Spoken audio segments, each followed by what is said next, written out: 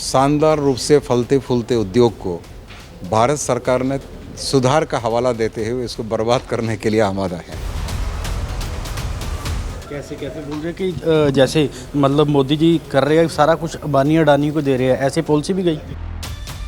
हाल ही में जो बजट सरकार ने पेश की है, आपको देखा होगा कि सेविंग्स को प्रमोट नहीं कर रहे हैं बल्कि डिसइंसेंटिवाइज कर रहे हैं।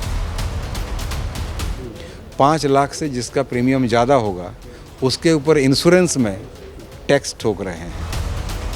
10 ਅਮਰ ਨਿਊਜ਼ ਦੇਖ ਰਹੇ ਸਾਰੇ ਸਰੋਤਿਆਂ ਦਾ ਸਵਾਗਤ ਹੈ। ਅੱਜ ਚੰਡੀਗੜ੍ਹ ਦੇ ਇੱਕ ਨਿੱਜੀ ਹੋਟਲ ਦੇ ਵਿੱਚ north zone insurance employees association ਵੱਲੋਂ ਇੱਕ ਕਾਨਫਰੰਸ ਕੀਤੀ ਜਾ ਰਹੀ ਹੈ ਇੰਸ਼ੋਰੈਂਸ ਦੇ ਮੁੱਦੇ ਦੇ ਲੈ ਕੇ। ਸੋ ਗੱਲਬਾਤ ਕਰਨ ਦੀ ਕੋਸ਼ਿਸ਼ ਕਰਾਂਗੇ ਵੀ ਕਿਹੜੇ ਕਾਰਨਾਂ ਕਰਕੇ ਅੱਜ ਜਿਹੜੀ ਕਿ ਐਸੋਸੀਏਸ਼ਨ ਹੈ ਇਹਨਾਂ ਵੱਲੋਂ ਕਾਨਫਰੰਸ ਕੀਤੀ ਜਾ ਰਹੀ ਹੈ। ਹਾਂਜੀ ਸਰ, क्या नाम है आपका?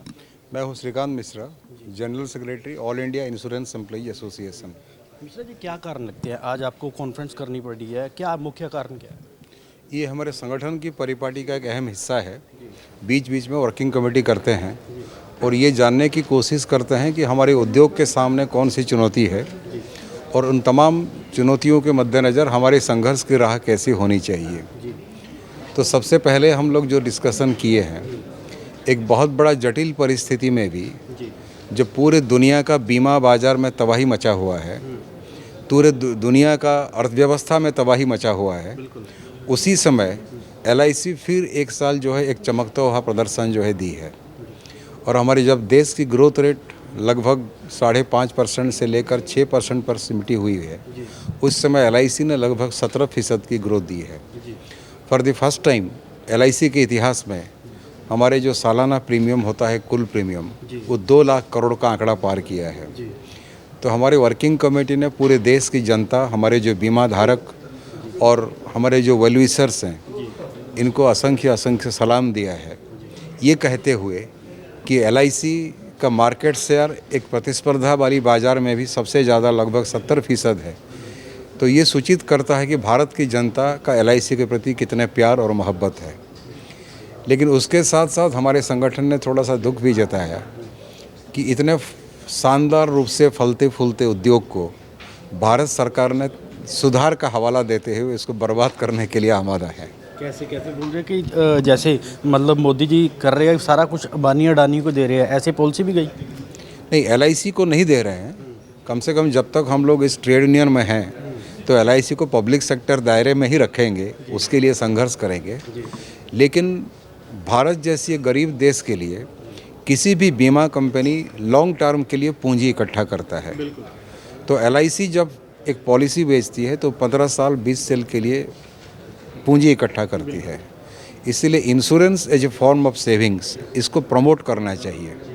लेकिन हाल ही में जो बजट सरकार ने पेश की है, आपको देखा होगा कि सेविंग्स को प्रमोट नहीं कर रहे हैं बल्कि डिसइंसेंटिवाइज कर रहे हैं। 5 लाख से जिसका प्रीमियम ज़्यादा होगा उसके ऊपर इंश्योरेंस में टैक्स ठोक रहे हैं, ये सही नहीं है। दूसरी बात है, हमने ये डिमांड की है कि इनकम टैक्स रूल के तहत सेक्शन 80C में 1.5 लाख रुपया तक सालाना टैक्स में छूट मिलती है।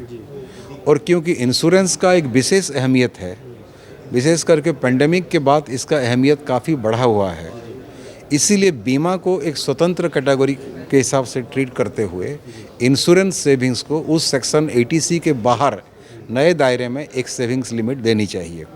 तीसरी और फंडामेंटल जो हमारी डिमांड है, ये वो है कि बीमा पॉलिसी के ऊपर GST लागू करना ये क्रिमिनल है, सरासर गलत है। जब लोग अपने स्वास्थ्य के लिए बीमा खरीद रहे हैं, लोग जब बुढ़ापे में सहारा करके बीमा को लेंगे, जब एक सहारा का चीज़ है, सोशल सिक्योरिटी है, उसके ऊपर 18% टिकस लागू करना, जबकि हीरे के ऊपर मात्र 3% का टिकस है, ये सरासर गलत है। इसको हटाने के लिए भारत सरकार से हम लोग मांग कर रहे हैं। और चौथी जो हमारी डिमांड है, पंजाब हो, हरियाणा हो, पूरे नर्दन क्षेत्र में हो, विशेष करके जम्मू कश्मीर जैसा राज्य जहां बहुत सारे पढ़े लिखे नौजवान बेरोज़गार हैं, उनको LIC जैसा संस्थान में उनका बहाली के लिए, रिक्रूटमेंट के लिए भी हम लोग डिमांड किए हैं। यही कैसे देखते हैं एम्प्लॉइज़ को, कैसी मतलब एम्प्लॉइज़ भी हो गए या जितने भी पॉलिसी होल्डर हैं उनको क्या मुसीबत आ रही है इस जीएसटी के कारण?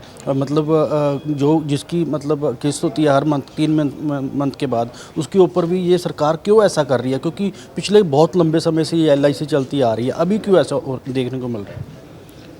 ये पता नहीं, हम लोग सरकार से भी कोशिश कर रहे हैं बात करने के लिए।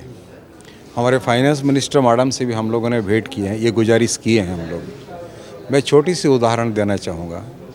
कोविड के दूसरे चरण में पूरे देश में क्या हालत था।